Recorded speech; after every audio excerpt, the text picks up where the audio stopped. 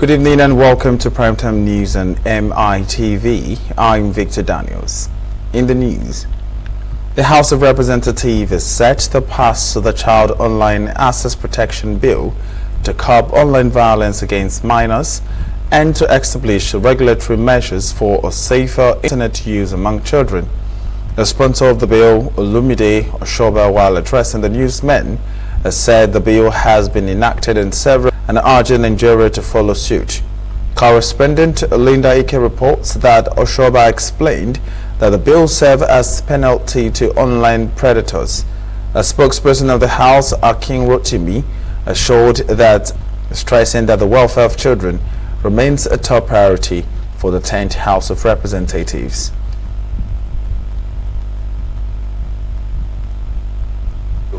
For Child Online Access Protection Bill. That bill was firstly for first reading in 2023, and we had the public hearing in the first quarter of 2024. But we couldn't continue with the bill because it had some tax inputs that we had to wait for the new tax law to be passed so we could align with the new tax law. But just yesterday, we laid the report for the bill, and the consideration of that report was meant to be today.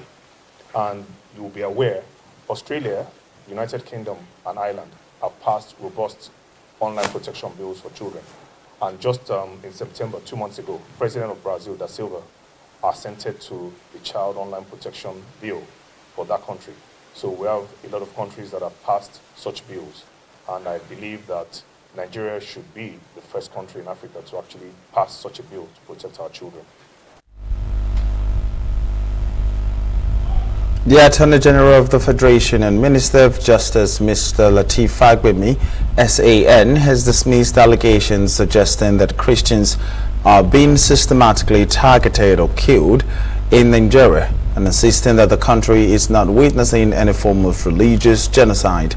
Fagbemi made the statement on Saturday at the coronation of the 24th Elere of Erile Obachimo at Debowale Adeshoye, held in Erile Oyun local government area of Kwara State.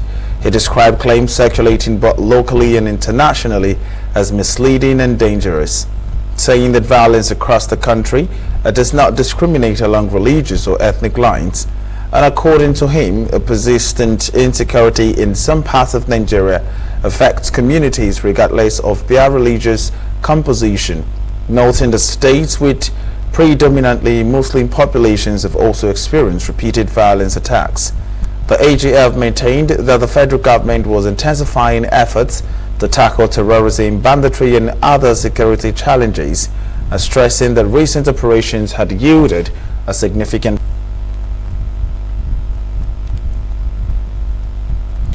The Joint Admission and Matriculation Board, JAM, has conducted a promotional examination for 6,000 Directorate cadre staff under the head of Civil Service of the Federation. For candidates in the FCT, the computer-based test CBT was held at the JAM CBT Center in Kogo Buari Area Council. Speaking with the journalist during the JAM Registrar, Prof. Ishaq Oloyede, in Abuja, said the exam is also conducted for candidates in the UK, USA, India and Egypt. Correspondent Miriam Menakima reports that the said it is a bold initiative on the part of the Federal Civil Service Commission.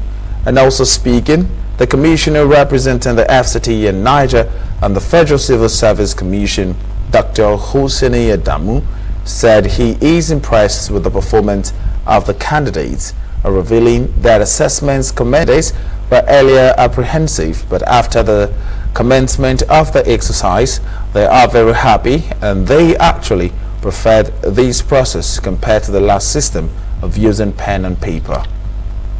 A national brand and someone who is a performer and a man of strong integrity, we knew that we could go ahead and we will succeed. So far, based on the target we set for ourselves, I like to say that though Our success is clouded by the fact that some of our candidates, our colleagues, were, fell victim with the kidnap. We are praying. We are working with all the security agencies to ensure that they return home. And of course, as a measure of esprit de corps, we'll make sure that they are happy in spite of their traumatic experience. Initiative on the part of the Federal Civil Service Commission. And I'm not surprised about that because of the visionary leadership. I also believe that people do not need to die before death. The apprehension you could see when people are coming in as if computer is something that could not do. But we have a system that allows you alternative route. Once you know how to use your cell phone, you'll be able to write our examination successfully because it's just A, B, C, and you don't need to touch the mouse. Exercise to be an excellent one. It shows the experience of JAMB over the decades that they have been conducting this examination successfully. The candidates were earlier apprehensive, but after the commencement of the exercise, they are very happy and they actually preferred this process compared to the last system of using pen and paper. It is a transparent system. The halls have The National Pension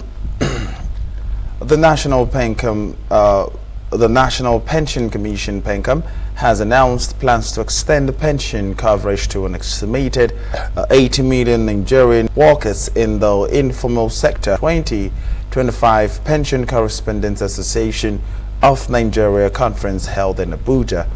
She explained that the initiative will be delivered through the Personal Pension Plan (PPP), an evolved framework renamed from the Micro Pension Plan, to provide inclusive and innovative pension solutions designed to benefit all workers, whether formally employed or not, ensuring a secure and dignified old age. Represented by Ibrahim Buwai, the head of corporate communication of PENCOM, highlighted that a large majority of Nigerians earn livelihoods in the informal sector, including artisans, traders, freelancers, among others, saying that most of whom currently lack access to structured pension schemes. Nigeria encouraged Nigerians to view pensions as social contracts that transform years of labor into future dignity, security, and financial independence. Your association has been a vital partner in our collective quest for adequate public education and enlightenment on the contributory pension scheme. The theme, Inclusion and Innovations, Bridging the Pension Gap for Nigeria's Informal Sector, could not be more timely or more urgent in the life of our nation. Today, we reaffirm our commitment to ensuring that every Nigerian, whether formally employed or not, has the opportunity for a secure and dignified old age. We recognize that while the formal sector is significant, it represents only a portion of our national workforce.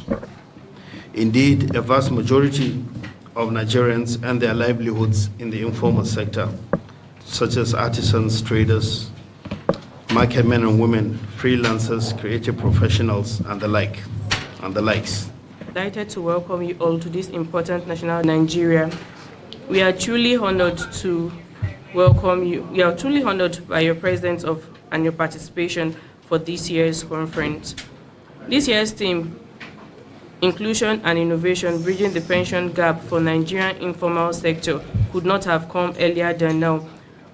Nigerian informal sector represents over 80% of our workforce, hard-working men and women who contribute immensely to the national productivity but remain social security, reducing poverty, and promoting inclusive growth. Today's conference provides us a platform for robust engagement between regulators, operators, policymakers, labor union, and the media to explore innovative models to strategize that and strategies that can make pension participation more accessible, affordable, and attractive to the informal sector. We commend the National Pension. Former presidential candidate of African Democratic Congress, Adumobi Kachuku, has appealed to President Tinubu to intervene in the ongoing dispute between the Minister of the Federal Capital Territory. Briefing in Abuja, Kachuku expressed concerns that Nigerians are for Wike's removal, describing such demands as unwarranted. Kachuku explained that Wike was on the disputed land in his official capacity as the Chief Security Officer of the Federal Capital Territory and as the President's representative. He noted that both sides were provoked during the encounter, as the minister called the officer a fool and the officer referring to the police personnel as bloody policemen. He also criticized the Minister of Defense, accusing the colleagues of being quick to issue a statement condemning Wike but remained silent at the time the incident occurred. The People's Democratic Party have expelled the former governor of Rivers State and the Minister of FCT, Nyesom Wike, a former governor of Ekiti State, Ayodele Fayose, a suspended national secretary of the party, Senator Samuel Nwayawu from the party for gross anti-party activities with immediate effect. And other members in the list include Honorable Umar Bature, Adeyemi Ajibade SAN, Muhammad Abdurrahman, Senator Mao Ohombua, Honorable Austin Wachuku, Abraham Ama, George Turner, and Chief Dan Obir. The motion for their expulsion, which was unanimously supported by the members of the party at the ongoing PDP National Convention in Ibadan, was removed by one of the founding fathers of the party, Chief Bode George, and seconded by Bauchi State Governor Bala Muhammad. And delegates and party faithfuls from the 36 states and the FCT is set to elect a new National Working Committee for the People's Democratic Party. The ongoing National Elective Convention comes on the heels of prolonged litigations over the validity of the exercise. The Manufacturers Association of Nigeria has projected that the country's manufacturing output will grow by 3.1% in 2026, driven by new tax incentives, harmonized of levies expected under the new tax regime taking effect in January 2026, and increased government patronage. And according to the manufacturer CEO's confidence index released in October by the association, the projected 3.1% output growth compared to the 1.6% growth recorded in the second quarter of 2025 will raise the manufacturing sector's contribution to real gross domestic product to 10.2% next year. The director of the Research and Economic Policy Division, MA of MAN, Dr. Oluwasegun Oshidigbe, said the anticipated improvement would depend on the effective execution of incentives and the new tax laws, the implementations of the National Single Windows Project, and the alignment of the Nigerian industrial policy with the Nigerian First Policy Framework. Oshidigbe explained that the manufacturers had struggled under the multiple taxation which hindered growth in recent years.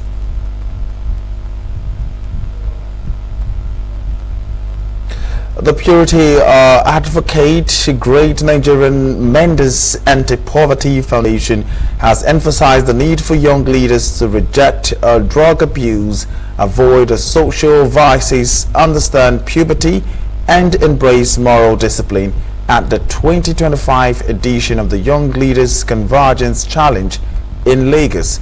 Secondary school students debated the theme, Classroom versus Prison. Why choose the beauty of sound character and education over the horror of crime and imprisonment? The speakers at the event stressed the importance of saying no to drugs, avoiding social vices, and building a culture of diligence and excellence among youths. The annual debate competition provides a platform for young people to articulate their views on societal challenges and develop leadership qualities for the future. The Deputy Enforcement Agency (NDLA), Titilogbe Ogunloye, highlighted the need for total abstinence from illicit substances, noting that drugs do not discriminate and can affect anyone regardless of their potential. She added that the consequences of drug abuse extend beyond the individual, impacting families, schools, and communities. Another speakers also stressed the importance of educating students on the dangers of substance abuse and encouraged them to make informed peer pressure. The convener and co-director of the Great Nigerian Mendes Anti-Poverty Foundation, Coach Bimpe Enke, explained that the Convergence Challenge enables students to voice solutions towards building a better society. She urged parents to devote more time to guiding their children on the right path to becoming responsible future leaders. Fine, we all know that classroom is the best compared to prison.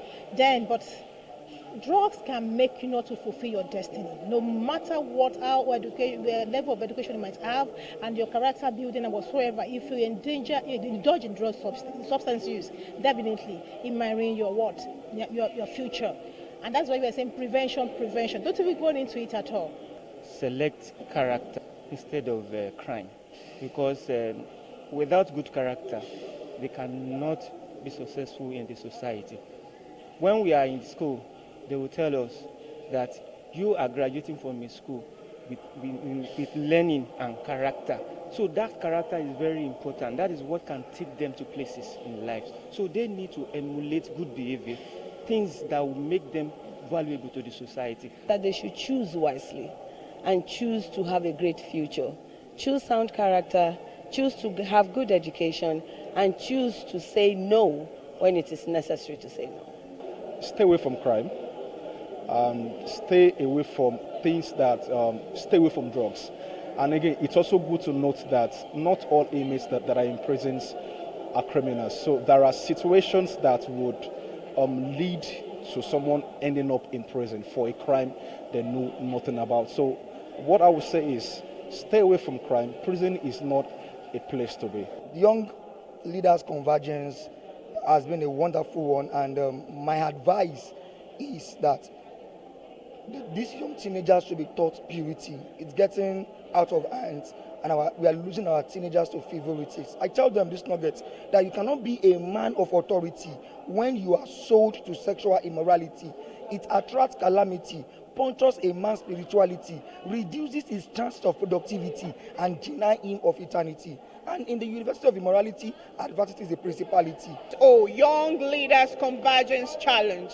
The young ones, the youth, the future of tomorrow, they all were up here on stage telling us and deliberating on the theme classroom versus prison. Why choose the beauty of sound character and education over the horror of crime and imprisonment? It was a wonderful session, and that is what Mendes is all about.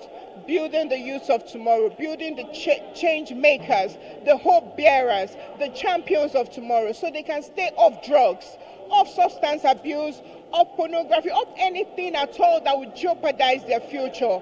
The youth are the future of tomorrow, and Mendes are making sure we mend lives and we raise leaders. The Lagos State government has launched the electronic fiscal planning process, transparent, accountable, accurate and technology-driven solution on enhancing urban development and evolving governance in the state. Governor Babajide Sanwo-Olu, at the launch of the electronic fiscal planning process system, hosted the Office of the Special Advisor on EGIS and Urban Development, was aimed at making life easier for citizens, developers and stakeholders in line with the theme Plus agenda. The governor, who signed affirmation on EPPPS, also said the system would aid development plan and focus on opportunities, enhance building permits applications, provide efficient and better tools, and reduce the burden of paper, adding that the state government had been proactive as it had earlier sent over 100 town planners to Singapore to understudy the project. The special advisor to the governor on Traffic Information Service, and Urban Development Olajide Babatunde welcomed guests to the launch of the electronic physical planning process system, which would help generate detailed analytical reports on building planning processes and geographical information, saying his next assignment was to take Lagos to the future.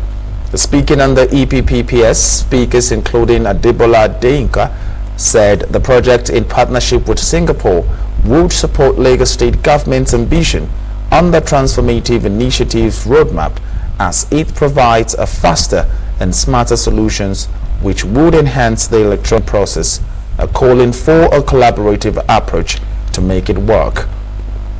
EPPS is, in our view, another bold step towards creating a smarter Lagos that we all envision. A Lagos where systems are digital, where processes are seamless, and citizens can access government services for the future. It's already shaping our life here today. And the minimum we can do is to catch up Africa's model mega city. It shouldn't just be word of mouth alone. It shouldn't just be Lagos that is known for entertainment, culture, and tourism. We also want it to be a Lagos that is the smartest, that is the most digitally implied.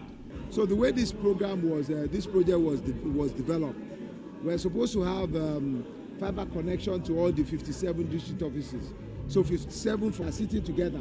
That means that 57 locations are connected to the head office and also connected to the people.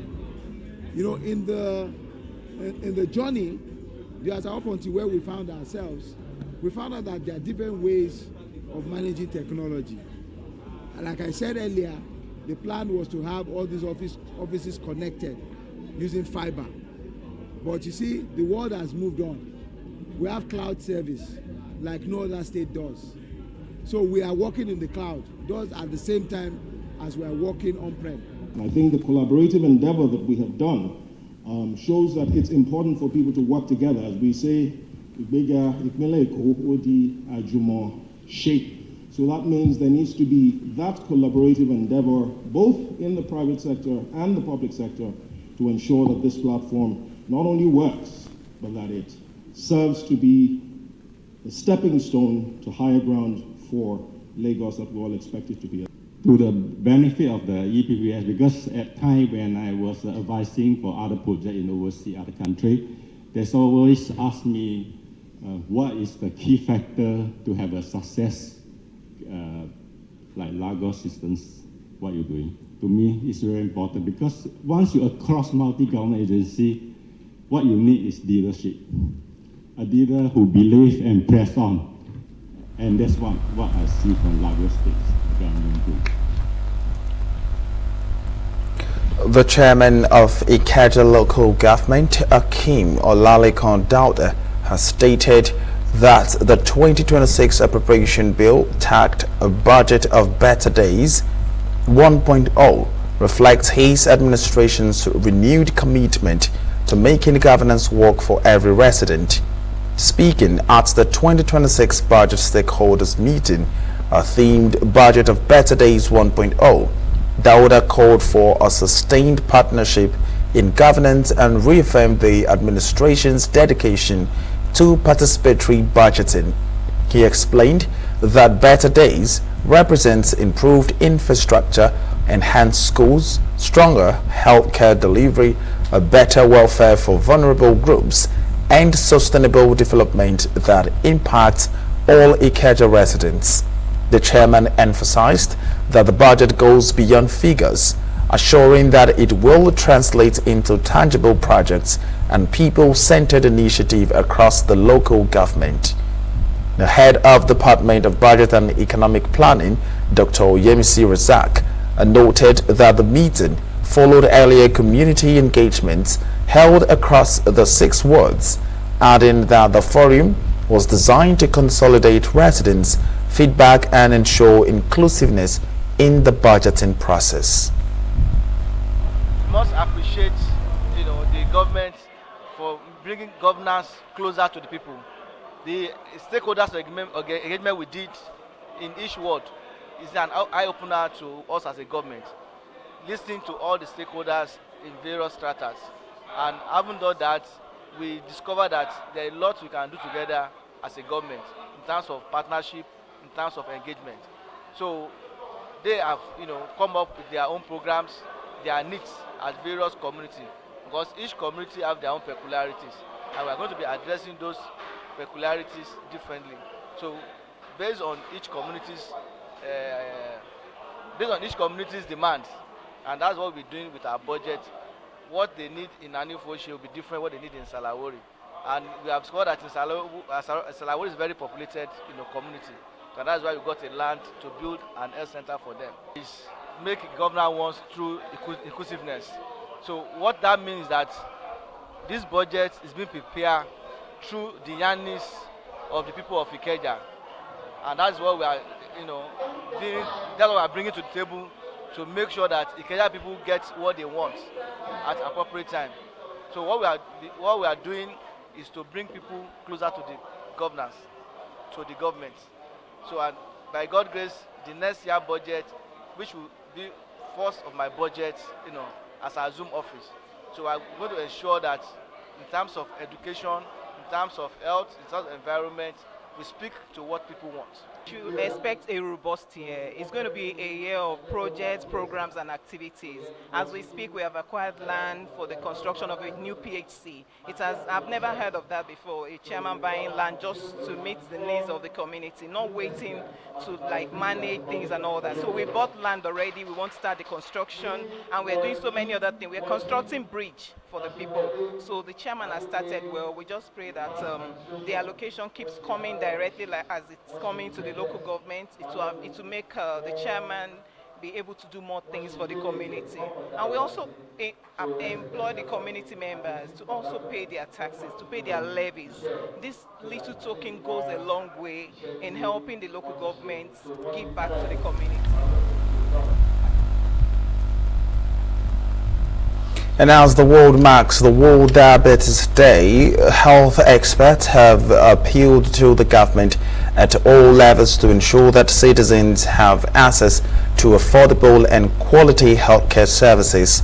This call was made at Waters Barracks in Ikoyi, Lagos, where the Lagos Achievers Lions Club organized a free diabetes and general health awareness screening for residents of the community, highlighting the causes, symptoms, and prevention of diabetes and other health conditions. Speaking to the journalists during the outreach, the project manager of Health Extra Medical Services, Dr. Taiwo Oluwadamilola, highlighted the importance of proper education and awareness about diabetes, as well as the need for lifestyle modification. She stressed that living with diabetes is not the end of the world, noting that with the right knowledge and management, individuals can live a healthy and fulfilling life, while urging Nigerians to prioritize preventive care to avoid the risk of suffering from elevated blood sugar. Damilola called on the government to introduce measures that would subsidize the cost of health care, stressing that affordable medical services are essential to improving citizens' access to quality care. On his part, the president of the Lagos Achievers Lions Club, Lion Hassan Olawale, explained that the outreach is one of the club's core humanitarian initiatives, stressing that the program is designed to ensure that communities genuinely feel the impact of service to humanity, particularly those who cannot afford regular healthcare services. Olawale emphasized that the exercise aims to raise awareness about the dangers of diabetes while promoting early detection and prevention as key steps to reducing complications associated with the disease. There are so many people that we hear that they were just sick and they couldn't explain what happened and they just died. Most likely things like hypertension, diabetes are the causes of it. Just that hypertension is much more silent. It's a silent killer, right, than diabetes. If someone has diabetes, you would know. Some people that will say, the person just went unconscious when they have things like diabetic ketoacidosis. and other things that are complications of diabetes. We see it that way. So if you actually can identify it early, right, get diagnosed on time, okay, get treated on time, and also lifestyle modification. It's so important. Your food, what you eat, what you drink, exercise. It's so important. What government can do is possibly subsidize the cost of care. That's what they can do. Saying totally free care, I don't know if we can achieve that currently, but if we can actually subsidize the cost of care, whereby government is coming in and taking the bulk of the cost of care, that would work actually. World Diabetes Day is a day that we celebrated yesterday, and it's as a Lion. It's one of our core cause we service our community. It's very important to help our people in the community to know their health status. For us today now, what we do is that we partner with another health awareness group. They call them Health Extra Medical Service, just to make it a more elaborate and then to reach out to more people. So it's always encouraging to have a partner if there is, but it's a good one. At the Lion, that's what we are doing. I'm impressed, highly impressed. I was thinking I'll be calling for the monetary side of it. Then I say, look, hold it, because I usually go to my doctor, go to other medical side of it that we test my blood sugar, blood pressure, and every bit of it. All is being given here, which I'm highly impressed about. Kudos to those that came up with this initiative. First, number one is the care about humanity. Do you understand what I mean?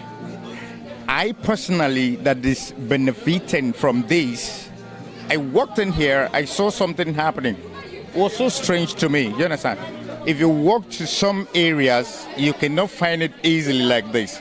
But what I needed, what I complained about, you understand, was given to me nicely, you understand? So I am giving kudos to the planning sector, you understand, that make these things work.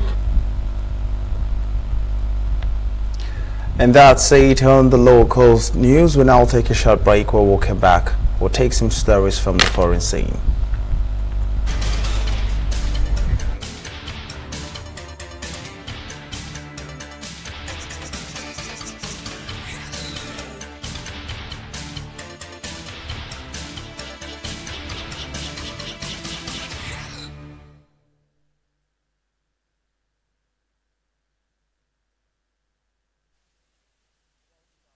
Saying Ethiopia has confirmed an outbreak of the deadly Marburg virus in the south of the country. The Africa Centers of Disease Control and Prevention, Africa CDC, said on Saturday. The Marburg virus is one of the deadliest known pathogens like Ebola. It causes severe bleeding, fever, vomiting, and diarrhea, and has a 21-day incubation period. And also, like Ebola, it is transmitted via contact with bodily fluids and has a fatality rate of between 25 and 80%. The head of World Health Organization of Ethiopia's Tedros Adhanom confirmed on Friday that at least 9 cases had been detected in southern Ethiopia, 2 days after Africa's CDC was alerted to a suspected hemorrhagic virus in the region. It is said that Ethiopian health authorities had acted swiftly to confirm and contain the outbreak in Jinka area. It said it would work with Ethiopia to ensure an effective response and to reduce the risk of the virus spreading to other parts of East Africa.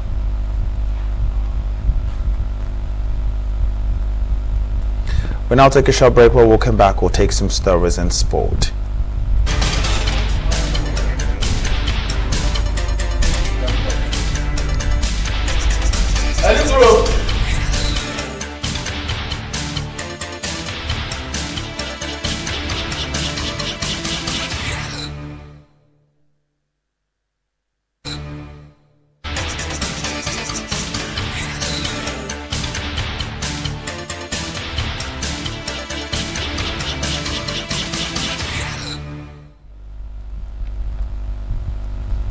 Welcome back to sport. Former Nigerian international Mutiu Adepoju has praised the Super Eagles head coach Eric Chelle for the remarkable turnaround that he has brought to the national team since his appointment. Nigeria endured a difficult start to the 2026 FIFA World Cup qualifying campaign.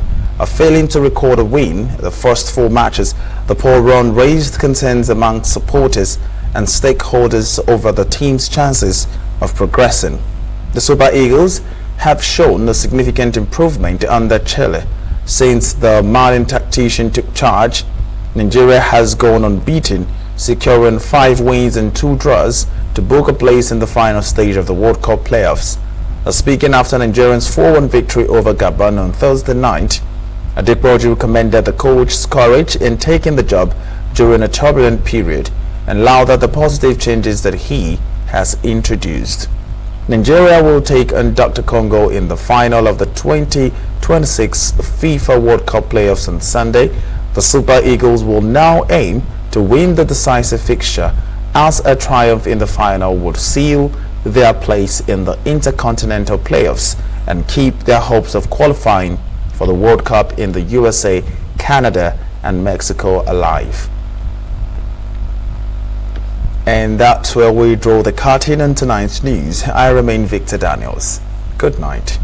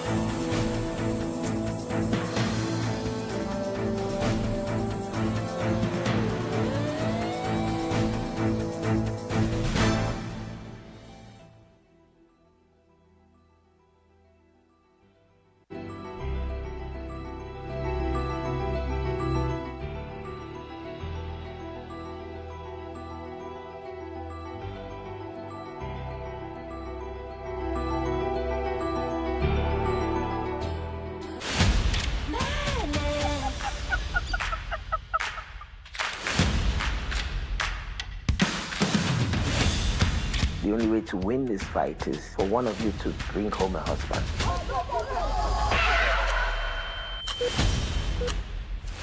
Who do you think you are? Silver white, just like you. Show me who will take over as Ozusi and Oyinsi of Ndiani when I journey to Eligwe. Do you think that the path to greatness does not require great sacrifices? The price has changed. Welcome to Niger Steppers Showdown. We're competing for the Niger Steppers Showdown.